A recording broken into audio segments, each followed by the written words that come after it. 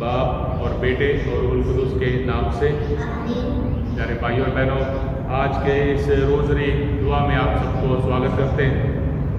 ऐतिहासिक रूप में माँ मरियम के दर्शनों के बारे में हम जानकारी हासिल करते हैं। पहले विश्व युद्ध और दूसरे विश्व युद्ध के बीच में ऐसे माहौल था जब हर एक देश ने ईमान को लोगों के दिल से निकालने की कोशिश की और सब कुछ इंसान के ताकत पर और समाज के सुधार के लिए, समाज की तरक्की के लिए हर एक देश ने मेहनत की, पर खुदा के बिना सब कुछ करने की कोशिश की और खुदा के बच्चे होने की वो इज्जत खासकर गरीबों में, लाचार लोगों में से निकालने की कोशिश की। और माँ मरियम बहुत सारे लोगों को दिखाई देती है, जैसे फातिमा में और जैसे बेल्जियम में, अलग अलग जगह में। और माँ मरियम का दर्शन देना गरीबों को, लाचार लोगों को और परेशान भाई बहनों को बताना ये था कि आप खुदा के बच्चे हो और एक दूसरे के लिए दुआ करो। खासकर उन लोगों के लिए दुआ करो जो पापों में डूबे हैं, खासकर उन लोगों के लिए दुआ करो जो खुदा के खिलाफ हैं, खुदा को गालियाँ निकालते हैं और खुदा को मानने के लिए तैयार नहीं है और जो खुदा में विश्वास करते हैं उन पर अत्याचार करते हैं। और कल हमने बेल्जियम में एक दर्शन के बारे में जानकारी हासिल की थी 1932 में। आज उसके अगले साल बेनो एक छोटा सा गांव था बेल्जियम में और उस गांव में एक गरीब परिवार में 11 साल की एक लड़की है मरियत, उसको 8 बार माँ मरियम दिखाई देती है और उसके परिवार में कोई भी विश्वास नहीं करता था, कोई भी चर्च नहीं जाता था और गरीब थे और जैसे देश के लोग चाहते थे और राजनीति हो या सामाजिक तौर तरीके हो, उसके ज़रिए ईमान को हटाने के लिए और सब कुछ पैसे के ऊपर सोचने के बारे में धारणाएं फैलती थी। उस माहौल में माँ मरियम ऐसे एक परिवार को चुनती है जहाँ विश्वास नहीं था और गरीब परिवार में इस लड़की को, 11 साल के इस लड़की को, मरियम को माँ मरियम चुनती है और कहती है कि मैं गरीबों की माँ हूँ।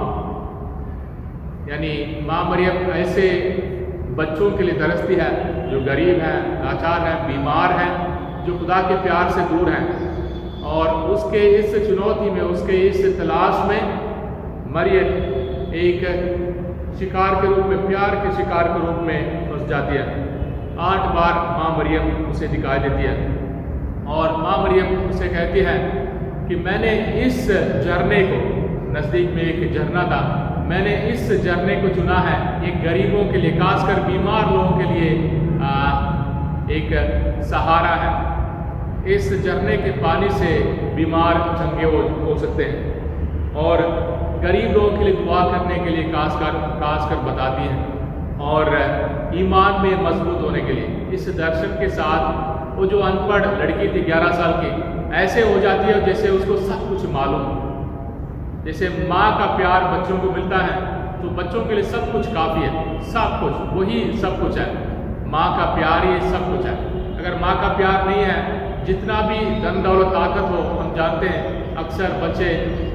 उस प्यार से दूर रहते हैं। और इस बच्चे के ज़रिए, इस 11 साल के बच्चे के ज़रिए संदेश पहुंचाया गया कि वहाँ एक छोटा सा एक चापल, छोटा सा एक चर्च बनाया जाए और लोग वहाँ दुआ करने आए और उस झरने को ना सिर्फ बीमारों के लिए, पूरे मानव जाति के लिए एक ज़रिया बनाया ताकि जो भी आकर वहाँ बपतिस्मा का संस्कार हासिल करें, सैक्रमेंट हासिल करें या अपने बपतिस्मा को दोबारा याद दिलाएं या अपने प्यार को खुदा के साथ बांधें या खुदा में अपने ईमान को जाहिर करें। उन्होंने बहुत सारी बरकतें हासिल की और माँ मरियम ने कहा कि मैं खुदा की माँ हूँ, यीशु की माँ हूँ और मैं पूरी दुनिया की माँ हूँ। और इस लड़की के ज़रिए उस छोटे से गांव में बहुत बड़े चमत्कार हुए और कलीसिया में ईमान मजबूत हुआ। और माँ मरियम आज हम सबों को भी हमारी हालत जो कुछ भी हो, कोरोना वायरस के चलते हो, या गरीबी के चलते हो, नाकामयाबी के चलते हो, या बेरोजगारी के चलते हो, या किसी बीमारी या अपने अंदर ही अंदर रूहानी कमजोरी के चलते हो, माँ मरियम ने हमें बुलाती है कि हम भी मजबूत हो जाएं और अपने ईमान को ना खोएं। गरीबों की माँ मरियम ने ऐलान किया था। पोप साहब ने जब 1985 में पोप जॉन पॉल जब सफ़र में वहाँ गए थे, तीर्थ यात्रा में वहाँ गए थे, माँ मरियम से कहा तुम गरीबों की माँ हो। आज के ज़माने में बहुत किस्म के गरीबी हैं, प्यार के गरीब हैं हम सब, इज्जत के गरीब हैं, पहचान के गरीब हैं, समाज में अलग अलग अत्याचार के चलते बहुत सारे गरीबी हैं, और माँ मरियम से हमें मदद मांगने की ज़रूरत है। और माँ मरियम हम सबों को ताकत दे और बरकत दे। हम भी माँ मरियम को, जो हमारी माँ है, हमारी रूहानी माँ है, हमारे अपने हर एक गरीबी को माँ मरियम के हवाले करें, ताकि हमारी गरीबी को दूर करें, खासकर रूहानी, खासकर इज्जत की कमी, खासकर पापों में हम गरीब हो गए, इन सारे परेशानी मुसीबतों को माँ मरियम के हवाले करें, और पाक सैक्रमेंटों के ज़रिए, पाक शराकत के ज़रिए, इतराफ़ के ज़रिए हम अपने ईमान को मजबूती में लाएं। आइए आज के रोज़री को पढ़ें और हमारे सारे ज़रूरतों के लिए, परिवारों के लिए, नौजवानों के लिए, बीमारों के लिए, हमारी कलीसिया के लिए, पूरे मानव जाति के लिए सब मिलकर दुआ करें। हमारे दिलों के खास मनोकामनाओं को, हमारे आंसुओं को दान के रूप में चढ़ाएं, हमारे परेशानी, मुसीबतों को, बीमारियों को प्रभु यीशु के हवाले करें, और आराम और ताकत और चंगाई हासिल करें।